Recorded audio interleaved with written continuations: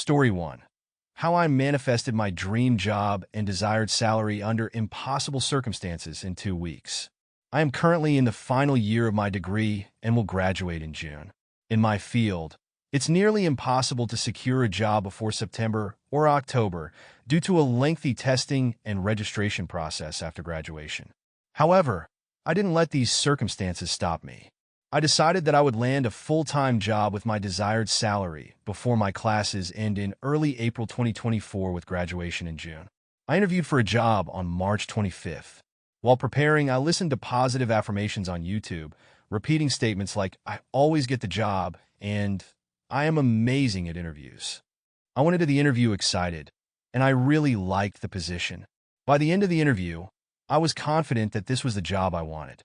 The interviewers told me they would contact me in a few weeks if they wanted to request my references, as they still had many other candidates to interview.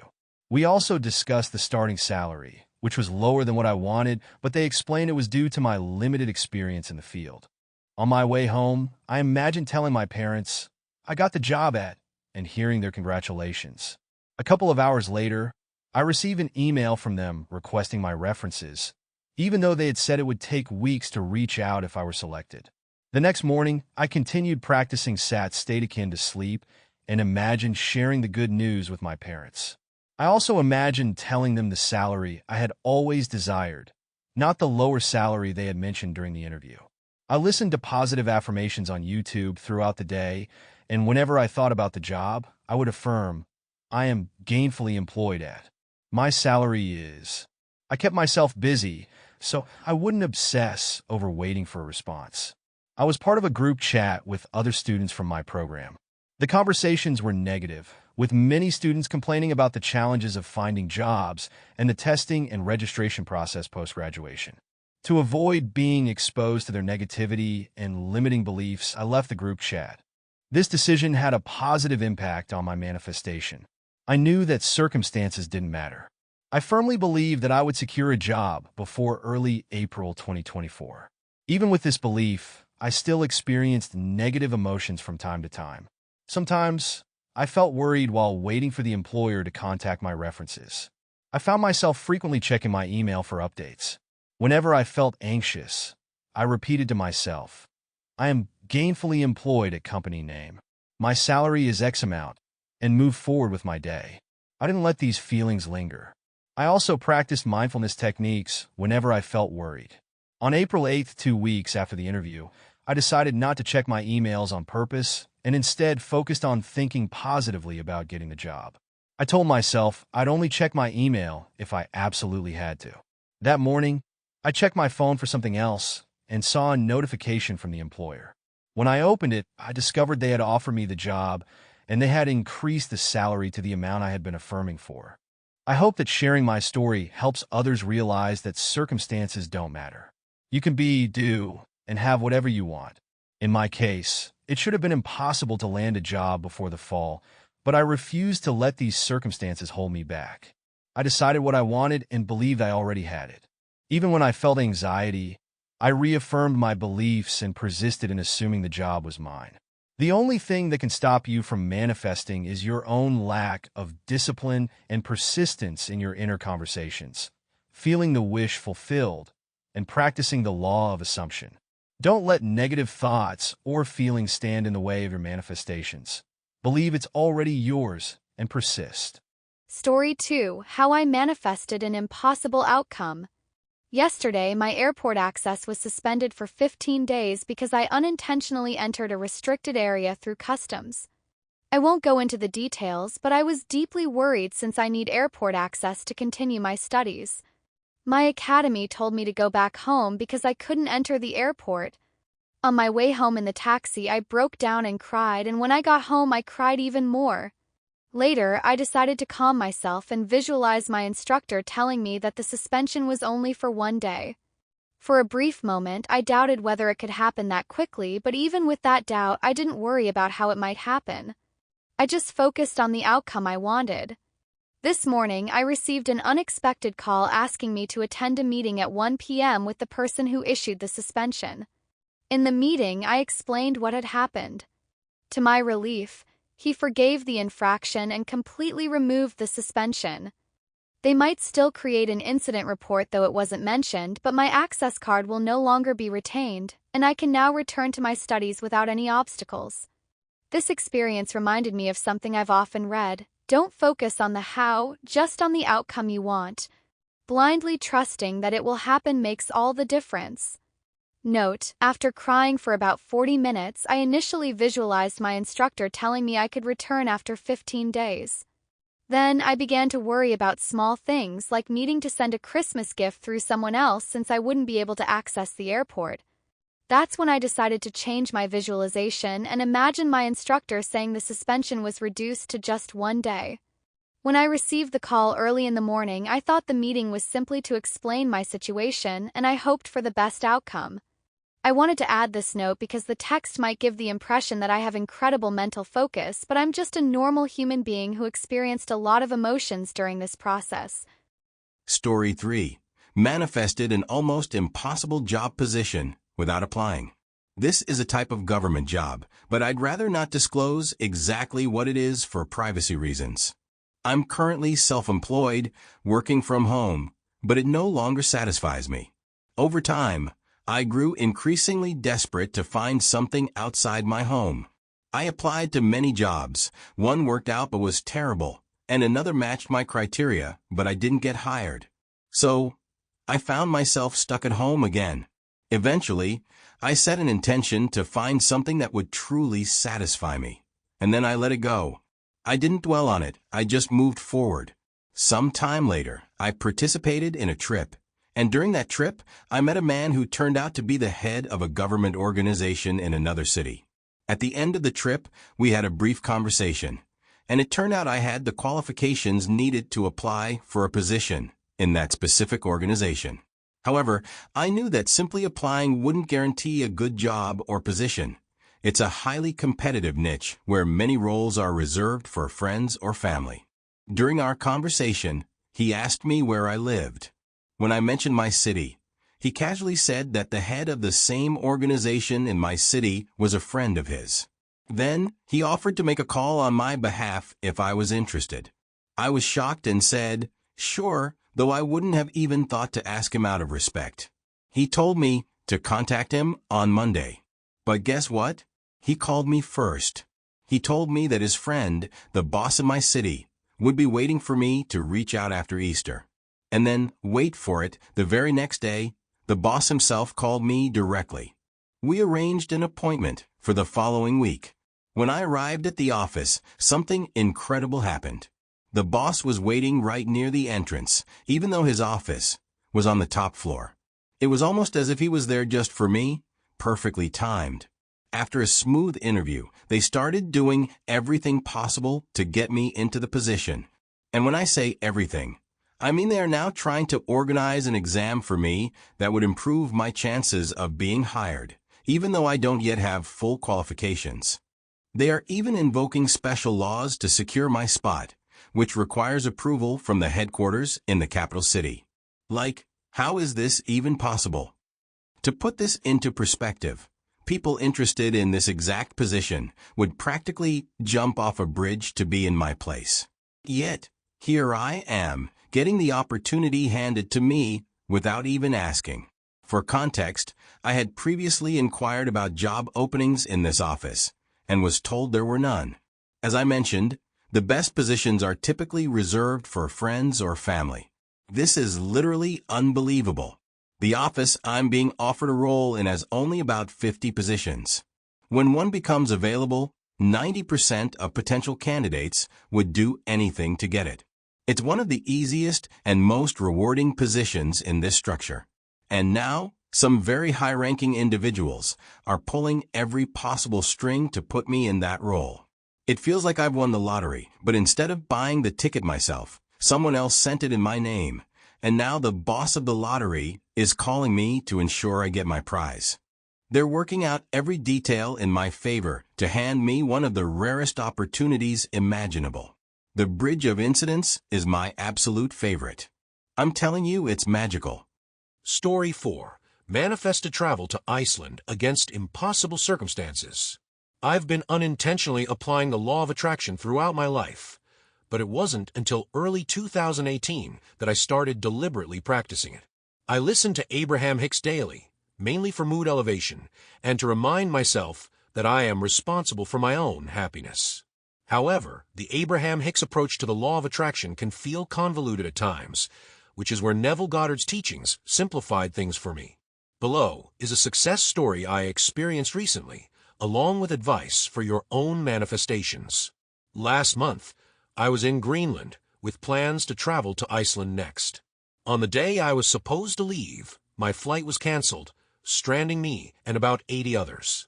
The airline told us to call the next day to reschedule our departures. When I called the following day, I learned there was only one flight departing that day, but it was fully booked. The next available flight was 6 days later. Greenland is a remote place with limited flight routes, and waiting 6 days would have forced me to cancel my plans in Iceland with my friend who was already there waiting for me. It also meant I would not be able to get back to Canada in time. Determined, I went to the airport and asked to be put on standby. The agent told me there were 90 other people also trying to get on that flight and said flatly that there was no way I was getting out of Greenland that day. She told me it was impossible. Ignoring what seemed to be my current reality, I decided to manifest a seat on that flight using Neville's techniques. While I did not use his sleep method, I took another approach to impress my desired reality onto my subconscious. I found a quiet corner at the airport and repeated to myself for 3 hours, "There is a seat available for me on that flight." I entered a kind of trance, repeating it until the affirmation seeped into my mind and took root. I texted my friend and confidently told her I would be in Iceland that night and asked her to pick out a restaurant for us to eat at. I also visualized myself landing in Iceland and my friend greeting me, which implied that my wish had already been fulfilled. I did not entertain any thoughts of failure. Hours passed, and eventually, the airline announced that everyone had checked in and there was no room available. I recalled Neville's advice to persist even when reality pushes against you. I decided I was not leaving the airport without a flight to Iceland. In my mind, it was done, and there was no alternative reality. To relax and shift my focus, I pulled out my laptop and began reviewing photos from my trip. As I sat there, a man walked by and admired my photography.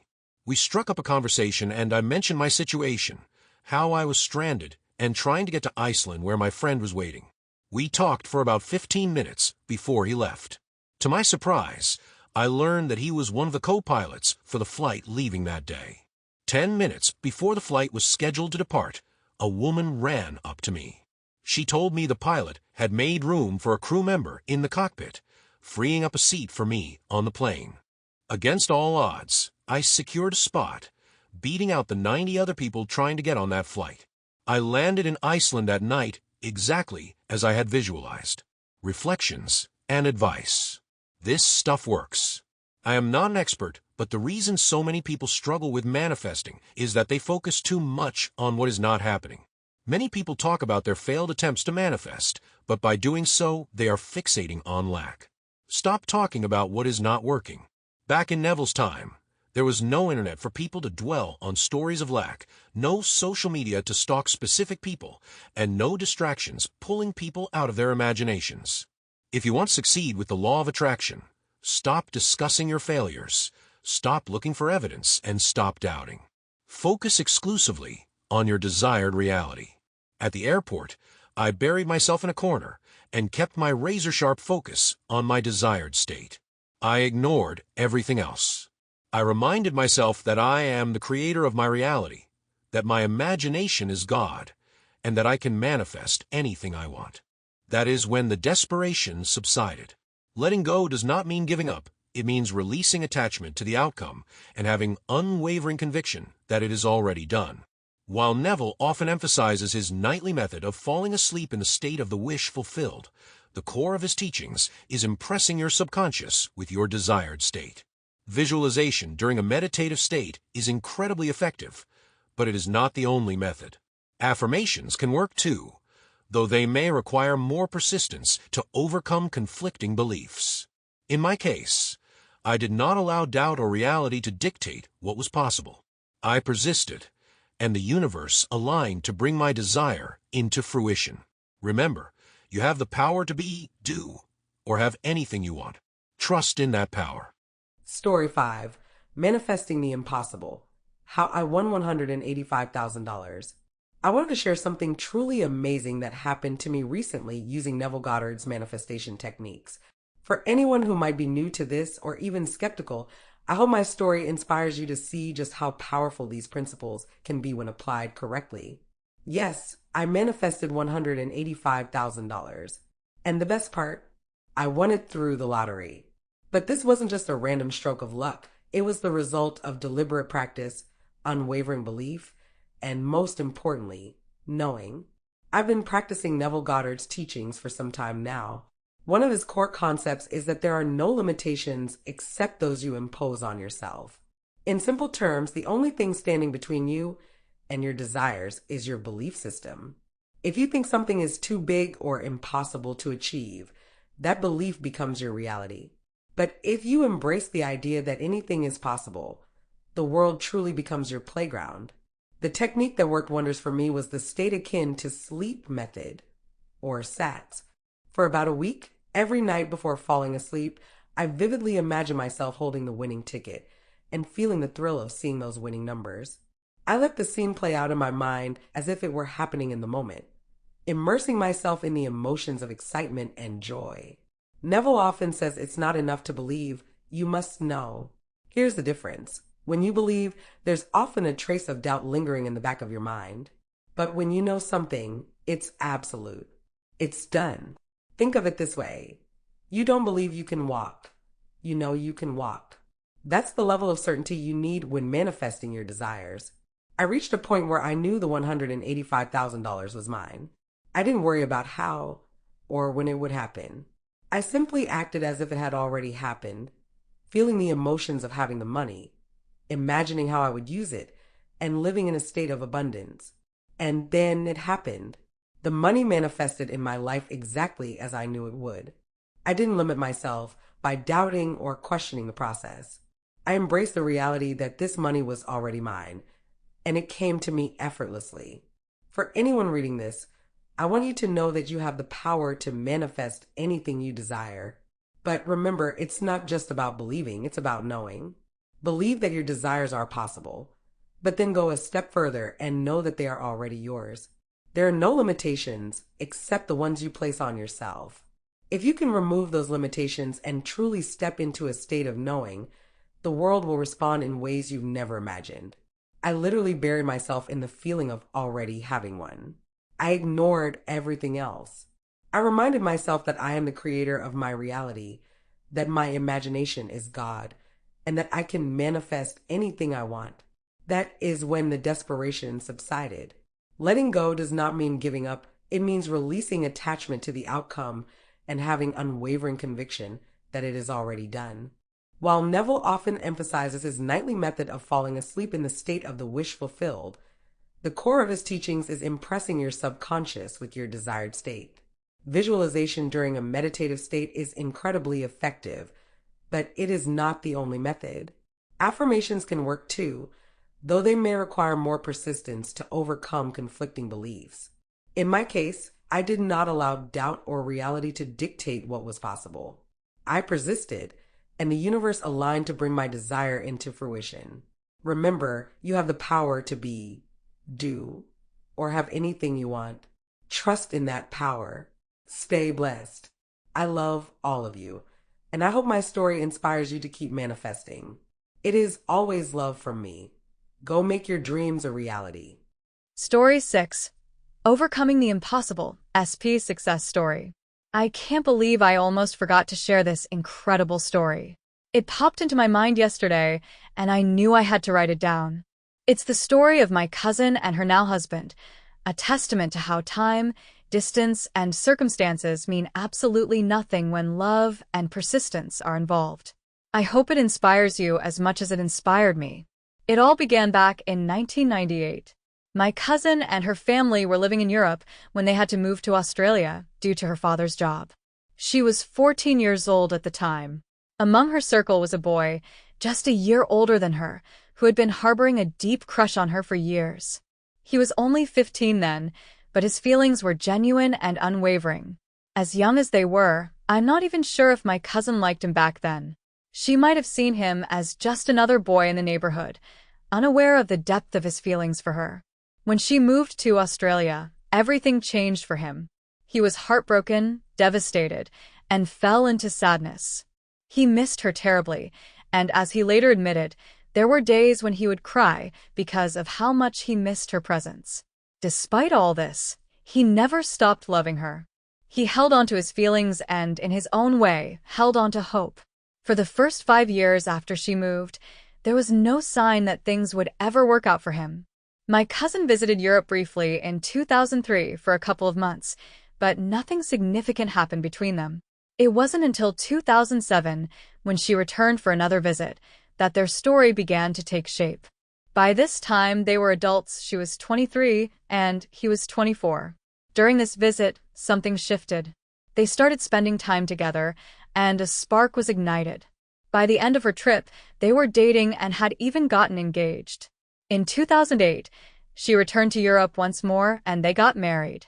They were 24 and 25 years old. After the wedding, she brought him to Australia, where they started their life together. Today, they have a beautiful home, 3 amazing kids, and are living a life filled with love and happiness. Now, let's reflect on what this really means. Someone might say, 10 years is such a long time to wait. And yes, it is. But here's the thing, they were kids when she moved away. Marriage wasn't an option at 14 or 15 years old. They got married when the time was right, and everything fell into place, as if it was meant to be. What truly stands out is the incredible persistence and faith of her husband. He waited for 10 years. Let me repeat that, 10 years. He never gave up on her, not for a moment. As he later shared, there were times when he felt overwhelmed with sadness. He missed her so much that he would dream about her often, imagining the two of them together. He didn't know anything about Neville Goddard's teachings or the law of attraction, but he was unknowingly practicing it. By focusing on his love for her and holding on to his dream, he was manifesting their future together. The odds were completely against him. My cousin was living nearly 16,000 kilometers, almost 10,000 miles away. Over the span of 9 years, she only came back to Europe once. She was busy studying medicine, becoming a doctor, and building her career. Meanwhile, he didn't have much to his name, no financial stability, no strong social standing, and no educational background that could have made him stand out. He admitted that there were moments when he doubted himself, but he always came back to his vision of being with her. To quote Neville when he spoke about meeting his second wife, "And I had no social, educational, financial, or any other background that you would turn and say, 'All right, so he has this.'" None of those things. The same applied to her husband. He had nothing but his love for her and his persistence. And yet he did it. He overcame every obstacle. He knew, deep down, that he was going to marry her. He lived in the end, whether he realized it or not. He didn't need to understand manifestation techniques to make it work. His faith and determination were enough. This story is proof that circumstances, no matter how difficult or impossible they seem, don't matter. My cousin and her husband's story is an extraordinary example of persistence, faith, and love conquering all. He didn't let the distance, the years, or his circumstances deter him. He held on to his belief, and in the end, he achieved what many would have thought was impossible. If he could do it, so can you. It doesn't matter how far away your dreams might seem or how unlikely they might appear. If you stay persistent, focus on your desire, and refuse to give up, you can achieve anything you want. Don't quit, keep going, and I promise, you can have everything you desire. I hope this story inspires you to keep believing in your dreams. No matter how far away they seem, no matter how impossible the odds, persistence and faith can make the impossible possible. Keep manifesting and stay strong. Your dreams are worth it. Story 7. Healing the impossible. When this journey began, I didn't want to lose my life. I had been in a severe bike crash that changed everything for me. It wasn't just a physical injury, it completely shattered my reality. The crash left me with a brain disorder, constant seizures, tremors, amnesia, and a list of other symptoms that felt endless. It was as if my mind and body had betrayed me, leaving me trapped in a state of despair and uncertainty. At first, I followed the traditional path of recovery. I went to countless doctors, underwent MRIs, and tried an array of medications. I hoped that one of them would provide the miracle I was so desperately seeking. But nothing worked. Despite the best efforts of modern medicine, my condition only seemed to worsen. The doctors told me I would likely live with these conditions for the rest of my life. They predicted that I would end up in a wheelchair, unable to walk or care for myself. I felt hopeless, angry, and defeated. But then something shifted in me. In my frustration and desperation, I realized I needed to look beyond the physical and external. I decided to turn inward and seek wisdom from within. I became obsessed with understanding the subconscious mind, the invisible force within us that shapes our lives. I didn't fully understand it at first, but I felt that whatever had created me, whatever had brought my body into existence, also had the power to heal me. This realization marked the turning point in my journey. Slowly but surely, I began applying the principles I learned from mystics like Neville Goddard and others who spoke of the mind's infinite potential. I started to believe that I could rewrite the story of my life. I believed that the same intelligence that had created me could restore me. One of the first breakthroughs I experienced was manifesting an end to my tremors and seizures.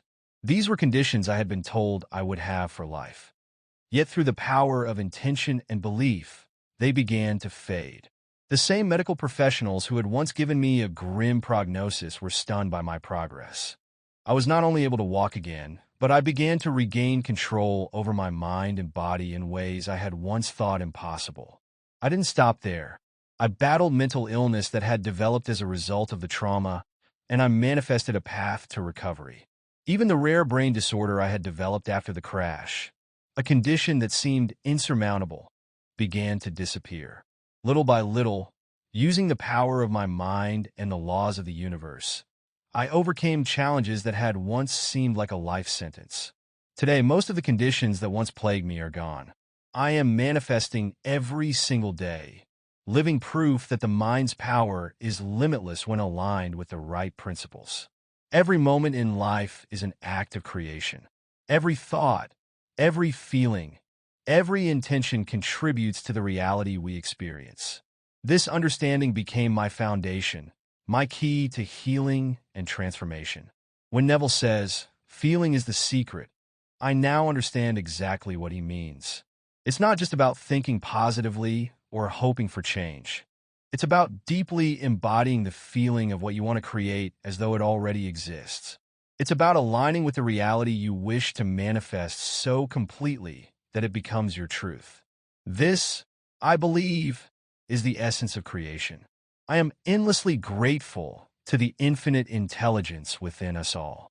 I call it the I Am because it is the essence of who we are. This intelligence is always available to us if we seek it. As I began to open myself up to its wisdom, I found that what I was seeking was also seeking me. Doors I thought were permanently closed began to open, and the path forward became clear. Looking back, I can hardly believe how far I've come. I went from being told I would spend my life in a wheelchair to walking, from constant seizures to peace, and from despair to discovering a profound sense of purpose. I am still on this journey of self-discovery, exploring the promise Neville speaks of.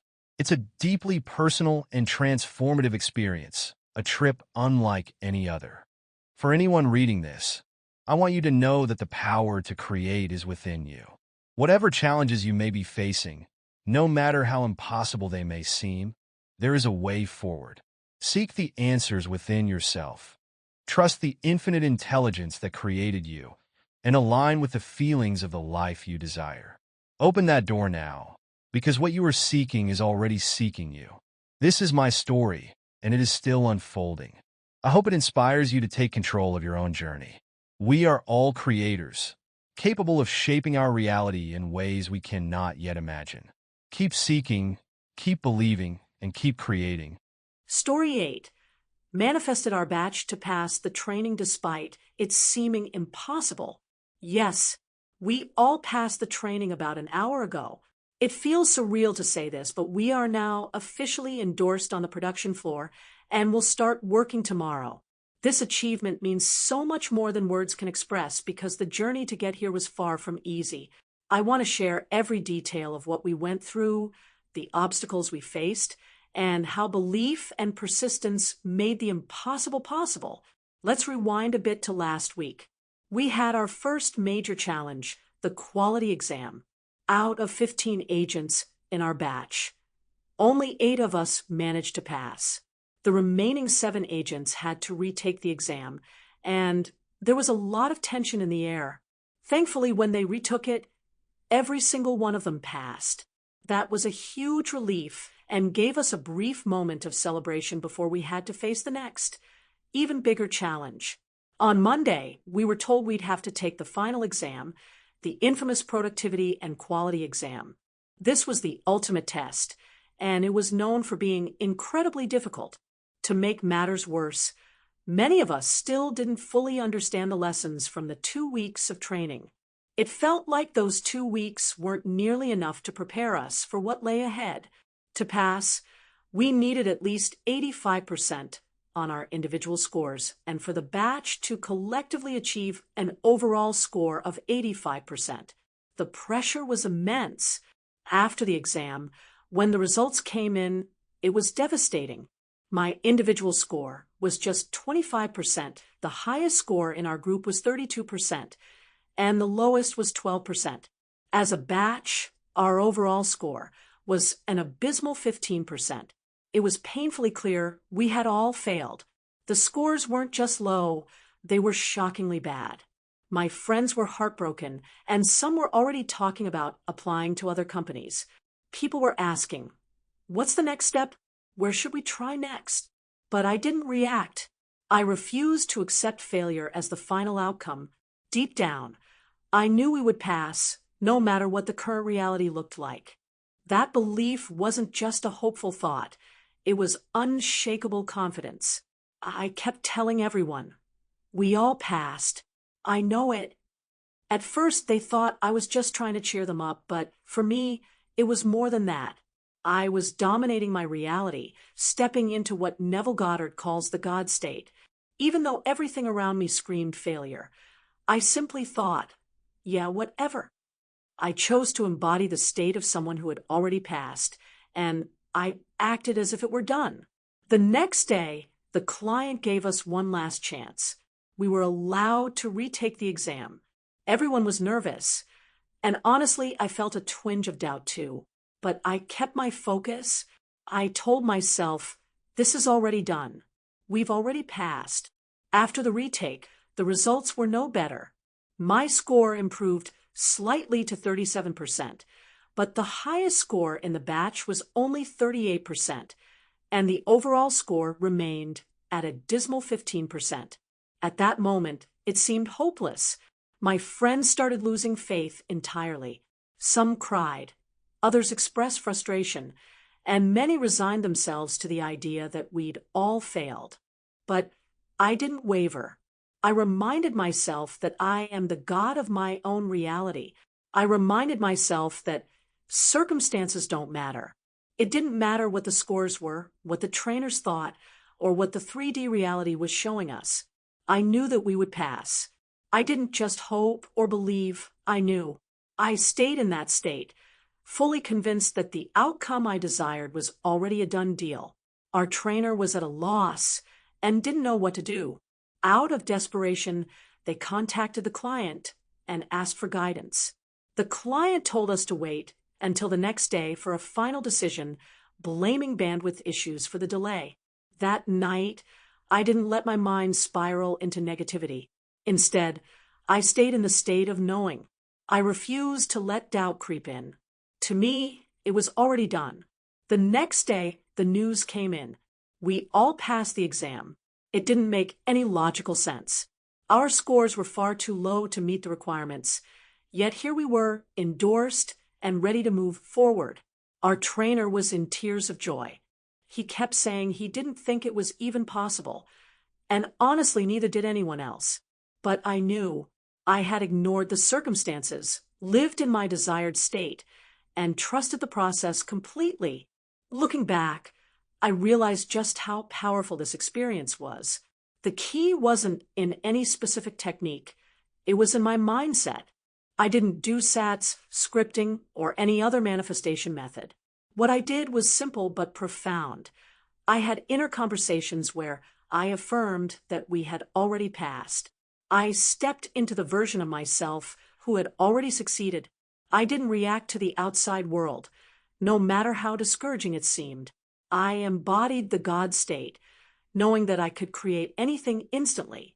I consciously created the outcome, without effort and without doubt. This experience taught me something I'll never forget. Circumstances truly don't matter. The only thing that matters is the state you embody. When you align yourself with your desired reality and refuse to accept anything less, the universe will conspire to make it happen, even if it seems impossible. To everyone reading this, I want you to know that you have the power to create your own reality. It doesn't matter how hopeless or impossible a situation may seem. If you persist, stay focused, and embody the version of yourself who already has what you want, you will see miracles unfold. Never doubt your power. Keep believing, keep manifesting, and keep creating the life you deserve.